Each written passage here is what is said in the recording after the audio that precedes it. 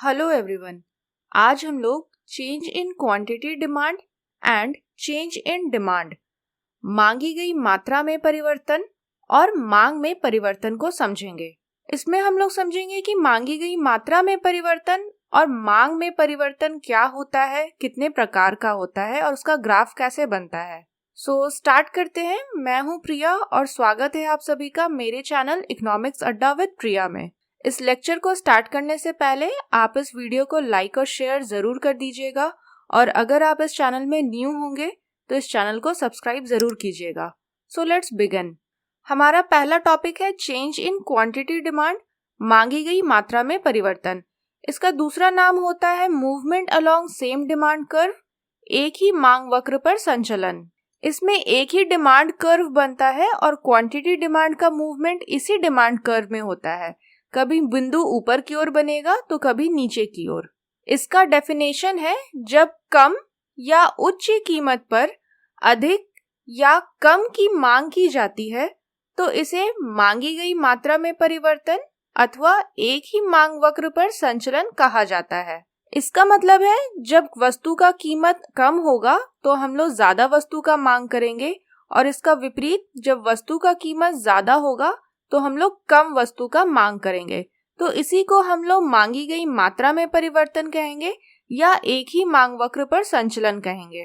तो मांगी गई मात्रा में परिवर्तन दो प्रकार का होता है। पहला है एक्सटेंशन इन डिमांड कर्व, मांग वक्र में विस्तार, और दूसरा है कॉन्ट्रैक्शन इन डिमांड कर्व, मांग वक्र में संकुचन।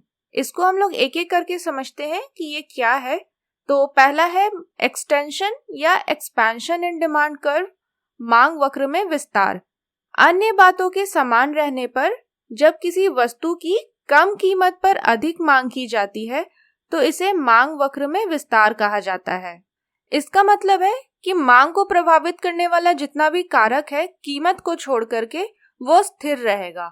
अगर कीमत में कमी आता है तो हम इस कम कीमत पर वस्तु का ज्यादा से ज्यादा मांग करेंगे। तो इसी को हम लोग मांग वक्र में विस्तार कहते हैं।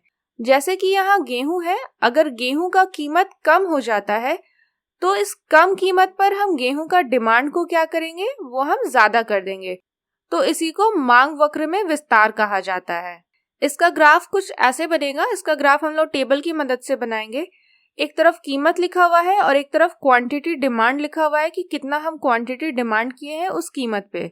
जब कीमत 5 रुपया होता है तो हम लोग 10 यूनिट सामान खरीदते हैं और जैसे ही कीमत में कमी आता है, 5 रुपया से कीमत 3 रुपया हो जाता है, तो हम लोग इसका डिमांड यानी मांग को बढ़ा देते हैं। 10 यूनिट से अब हम लोग 20 यूनिट को खरीद रहे हैं। तो इसी टेबल की मदद से हम लोग ग्राफ बनाएंगे। तो इस ग्राफ में जो खड़ा लाइन होता है उसे हम लोग y एक्सिस बोलते हैं और जो सोया हुआ लाइन होता है उसे हम लोग x एक्सिस बोलते हैं।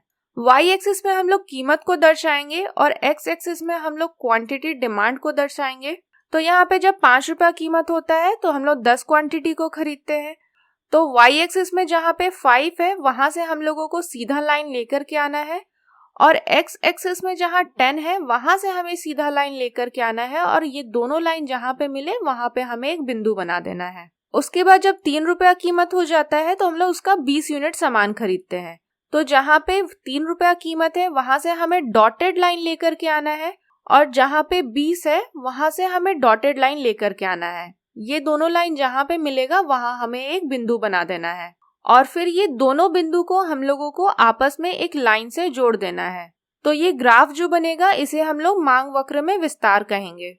आप इसमें देख रहे होंगे कि इसमें एक ही मांग वक्र बना है। पहले बिंदु ऊपर बना था, अब बिंदु नीचे बना है, यानी एक ही मांग वक्र में संचलन हो रहा है। और यहाँ पे ये एरो हमें बता रहा है कि कीमत जब कम हो जाता है तो हम लोग अधिक वस्तु का मांग करते हैं। तो इसका ग्राफ कैसा बनता है? तो इसका ग्राफ डाउनवर्ड और राइटवर्ड बनता है, या नीचे की ओर जा रहा है और राइट डायरेक्शन में जा रहा है। यहाँ पे आपको समझ में आ गया होगा कि ये तो नीचे की ओर जा रहा है, लेकिन राइट डायरेक्शन में कैसे जा रहा है, यानी दाहिनी ओर कैसे जा रहा है। तो जहाँ पे पहले बिंदु बना था वहां पे एक सीधा लाइन खींचिएगा, ये लेफ्ट साइड हो जाएगा और ये राइट साइड हो जाएगा। तो आप खुद देखिए ये बिंदु किस दिशा में बना है, तो ये राइट डायरेक्शन में बना है। इसलिए यहाँ बोला गया है डाउनवर्ड और rightward movement along the same demand curve, इसे मांग वक्र पर नीचे या दाईं ओर दर्शाया जाता है। नेक्स्ट है कॉन्ट्रैक्शन इन डिमांड कर्व, मांग वक्र में संकुचन। अन्य बातों के समान रहने पर जब किसी वस्तु की अधिक कीमत पर कम मांग की जाती है तो इसे मांग में संकुचन कहा जाता है। यानी जब वस्तु का अधिक कीमत होगा तो हम लोग वस्तु का मांग कम करेंगे, तो इसी को हम लोग मांग में संकुचन कहेंगे। जैसे कि यहाँ गेहूं है, अगर गेहूं का कीमत ज्यादा हो जाता है, तो अगर गेहूं का कीमत ज्यादा हो गया है तो हम गेहूं का डिमांड अब क्या करेंगे, इसे हम कम कर देंगे, तो ये मांग में संकुचन होगा। इसका ग्राफ हम लोग टेबल की मदद से बनाएंगे। एक तरफ कीमत लिखा हुआ है और एक तरफ क्वांटिटी लिखा हुआ है। जब कीमत 3 रुपया था तो हम लोग 20 यूनिट खरीदते थे। जैसे ही कीमत में वृद्धि हो गया, कीमत अब 5 रुपया हो गया, तो हम लोग इसका मांगा गया मात्रा को कम कर दिए, अब हम लोग 10 यूनिट ही खरीद रहे हैं। तो इस टेबल की मदद से हम लोग ग्राफ बनाएंगे। ग्राफ में वैसे ही हमें y एक्सिस और x एक्सिस बनाना है। y एक्सिस में कीमत को दर्शाना है और x एक्सिस में हम लोग क्वांटिटी दिखाएंगे और नंबर को हमेशा इक्वल इंटरवल में लेंगे। जब 3 रुपया कीमत है तो हम लोग 20 सामान को खरीद रहे हैं, तो जहाँ पे कीमत में 3 है वहां से हमें एक सीधा लाइन लेकर के आना है, और जहाँ पे क्वांटिटी में 20 है वहां से हमें सीधा लाइन लेके आना है। दोनों लाइन जहाँ मिलेगा वहां हमें एक बिंदु बना देना है। उसके बाद कीमत अब बढ़ गया है, 5 रुपया हो गया है, तो हम लोग 10 वस्तु को खरीद रहे हैं, तो 5 रुपया जहाँ कीमत है वहां से हमें एक डॉटेड लाइन लेके आना है, और क्वांटिटी में जहाँ 10 है वहां से हमें एक डॉटेड लाइन लेके आना है। दोनों लाइन जहाँ पे मिलेगा वहां हमें एक बिंदु बना देना है, और फिर ये दोनों बिंदु को हम लोग एक स्ट्रेट लाइन से जोड़ देंगे। तो ये मांग में संकुचन का ग्राफ है। तो यहाँ के एरो से हमें पता चल रहा है जैसे ही कीमत में वृद्धि हो रहा है, कीमत जब बढ़ रहा है तो हम लोग मांगा गया मात्रा को कम कर देते हैं। इसका ग्राफ अपवर्ड और leftward movement along the same demand curve होगा, यानी इसे मांग वक्र पर ऊपर और बाईं ओर दर्शाया जाता है। यानी जब आप पहला बिंदु बनाए और फिर दूसरा बिंदु हमारा ऊपर की ओर बन रहा है तो ये अपवर्ड डायरेक्शन हो गया। और लेफ्टवर्ड या राइटवर्ड कैसे समझेंगे, तो जहाँ पे पहला बिंदु बनता है वहां पे एक स्ट्रेट लाइन खींचिए, ये साइड लेफ्ट हो जाएगा और ये साइड राइट हो जाएगा। अब आप खुद देखिए बिंदु दूसरा कहाँ पे बना है, तो लेफ्ट साइड में बन रहा है, यानी यहाँ पे बन रहा है, लेफ्ट डायरेक्शन में बन रहा है। इसलिए बोला जाता है मांग वक्र का जो संकुचन का ग्राफ बनता है वो बाईं ओर और ऊपर की ओर बनता है। नेक्स्ट टॉपिक है चेंज इन डिमांड, मांग में परिवर्तन। इसका दूसरा नाम होता है शिफ्ट इन डिमांड, मांग में खिसकाव। इसमें मांग वक्र में खिसकाव देखा जाता है। यहाँ पे 2 मांग वक्र बन जाता है। मांग वक्र जो है वो कभी ऊपर की ओर तो कभी नीचे की ओर खिसक जाता है। तो इसका डेफिनेशन है जब एक ही कीमत पर अधिक या कम मांग की जाती है तो इसे मांग में बदलाव कहा जाता है। इसका मतलब है कीमत में कुछ भी परिवर्तन नहीं आएगा, कीमत स्थिर रहेगा, लेकिन फिर भी हम लोग मांग कभी ज्यादा करेंगे तो कभी कम करेंगे। यानी इसमें कीमत को छोड़ करके अन्य जितना भी कारक है जिससे किसी वस्तु का मांग प्रभावित हो जाता है, उसमें अगर परिवर्तन आता है तब हम वस्तु का मांग में भी बदलाव देखेंगे, और इसी को हम लोग मांग में परिवर्तन या मांग में खिसकाव कहेंगे। तो मांग में परिवर्तन भी 2 प्रकार का होता है। पहला इंक्रीज इन डिमांड, मांग में वृद्धि, और दूसरा डिक्रीज इन डिमांड, मांग में कमी। तो इसको समझते हैं कि ये है क्या। पहला है इंक्रीज इन डिमांड, मांग में वृद्धि। नाम से ही पता चल रहा होगा कि इसमें डिमांड बढ़ जाता है, यानी वस्तु का मांग में वृद्धि हो जाता है। इसका डेफिनेशन है जब वस्तु की कीमत के अलावा अन्य कारक में परिवर्तन के कारण उसी कीमत पर अधिक मांग की जाती है तो इसे मांग में वृद्धि कहा जाता है। यानी इस जगह वस्तु का कीमत में कुछ भी परिवर्तन नहीं आएगा, वस्तु का कीमत के अलावा अन्य जितना भी कारक है, जैसे उपभोक्ता का आय, उपभोक्ता का स्वाद, ये सब कारक में अगर परिवर्तन आता है तो इसी कीमत पर वस्तु का मांग बढ़ जाएगा, तो इसे हम लोग मांग में वृद्धि कहेंगे। जैसे कि गेहूं था, अगर गेहूं का कीमत में कुछ भी परिवर्तन नहीं आता है, लेकिन गेहूं का कीमत को छोड़ के अन्य जितना भी कारक है उसमें अगर परिवर्तन आता है, वो अगर अच्छा हो जाता है, तो इसी कीमत पर हम वस्तु का डिमांड को ज्यादा कर देंगे, तो ये मांग में वृद्धि होगा। तो मांग में वृद्धि किन किन कारणों से आता है। पहला कारण है अगर उपभोक्ता का आय में वृद्धि हो जाए। अगर उपभोक्ता का आय में वृद्धि हो गया है, उसका इनकम ज्यादा बढ़ गया है, तो उसी कीमत पे अब उपभोक्ता ज्यादा वस्तु को खरीदेगा। दूसरा है उपभोक्ता का अगर स्वाद में वृद्धि हो जाए, स्वाद उसको किसी वस्तु का अच्छा लगे, तो उसी कीमत पर वो ज्यादा वस्तु को खरीदेगा। आगे है, अगर भविष्य में कीमत में वृद्धि होने का हो, अगर ऐसा पता चला उपभोक्ता को कि भविष्य में कीमत बढ़ने वाला है, तो वर्तमान में उपभोक्ता उसी कीमत पर ज्यादा वस्तु को खरीद करके रख लेगा। नेक्स्ट है पॉपुलेशन यानी जनसंख्या। अगर जनसंख्या में वृद्धि होगा तो उसी कीमत पर उपभोक्ता ज्यादा वस्तु को खरीदेगा। आगे है स्थानापन्न वस्तु सब्स्टिट्यूट गुड्स। अगर कोका कोला का कीमत में वृद्धि हो जाएगा जिसके कारण लोग जो है अब पेप्सी पीने लगेंगे, यानी पेप्सी का वही कीमत पे क्वांटिटी इसका बढ़ जाएगा, लोग अब ज्यादा पेप्सी को खरीदेंगे क्योंकि कोका कोला का कीमत बढ़ गया है। दोनों स्वाद में तो एक ही है, तो बढ़े हुए कीमत पे लोग कोका कोला को क्यों खरीदेंगे, वो तो फिर पेप्सी को खरीदेंगे क्योंकि पेप्सी का कीमत अभी कम है। तो उसी कीमत पर पेप्सी का जो क्वांटिटी है वो बढ़ जाएगा क्योंकि कोका कोला का कीमत अब बढ़ गया है इसीलिए। तो ये सारा रीजन था जिसके कारण वस्तु का सेम कीमत पर वस्तु का मांग बढ़ जाता है, तो उसे हम लोग मांग में वृद्धि कहते हैं। इसका ग्राफ कुछ इस तरह से बनेगा। जब वस्तु का 3 रुपया कीमत होता है तो हम लोग 10 क्वांटिटी को खरीदते हैं। जब वस्तु का 3 रुपया कीमत फिर से होता है लेकिन हम लोग यहाँ पे क्वांटिटी को बढ़ा देते हैं, तो इसका ग्राफ कुछ इस तरह से बनेगा। हम लोग वाई एक्सिस बनाएंगे, यानी ये खड़ा लाइन वाई एक्सिस होता है और ये जो सोया हुआ लाइन है वो एक्स एक्सिस होता है। वाई एक्सिस में फिर से कीमत को दर्शाएंगे और एक्स एक्सिस में हम लोग क्वांटिटी को दर्शाएंगे। तो जब 3 रुपया कीमत था तो यहाँ से हमें सीधा लाइन लेके आना है। हम लोग 10 क्वांटिटी को खरीद रहे थे, तो जहाँ 10 है वहां से हमें एक सीधा लाइन लेके आना है। दोनों लाइन जहां मिलेगा वहां हमें एक बिंदु बना देना है।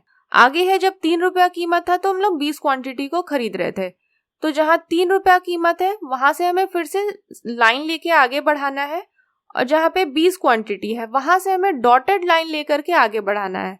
दोनों लाइन जहां मिलेगा वहां पे हम लोग इसको बिंदु बना देंगे।